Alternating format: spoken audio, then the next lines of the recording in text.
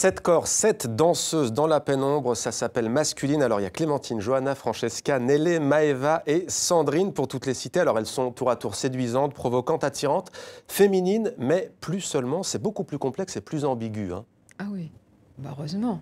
C'est là que c'est intéressant, c'est-à-dire que la catégorisation du masculin, du féminin, on est parti d'un tableau d'Ingres qui est vraiment le summum. Alors Ingres, un peintre du 19e siècle, qui a peint un tonneau.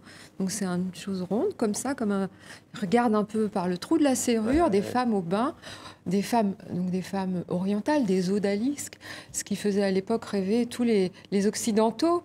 C'était le fantasme absolu de voir les orientales, les femmes orientales, se pâmer voluptueusement, totalement horizontalisées. Donc on est parti de ce tableau qui est en fait le motif qui revient dans le spectacle, mais qu'on déconstruit, dézingue sans cesse pour l'amener à une transe finale où les femmes ne sont sont des énergies. Alors masculinité, j'ai regardé la définition, c'est l'ensemble des caractères propres à l'homme ou jugés comme tels. Pourquoi avoir choisi de jouer du stéréotype justement et de déjouer les clichés sur les femmes ? Parce qu'en fait, on est tellement, autant quand on vient de l'autre côté de la Méditerranée que finalement quand on vit en Occident avec une éducation judéo-chrétienne, finalement la femme est maintenue à l'endroit...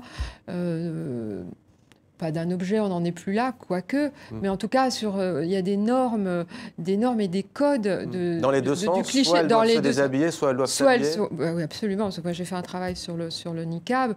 Donc, finalement, qu'elles soient couvertes de pied en cap ou qu'elles soient totalement nues, finalement, on les regarde et on les maintient à l'endroit que moi j'avais envie de déconstruire et pour se demander si aujourd'hui on a véritablement avancé sur la question.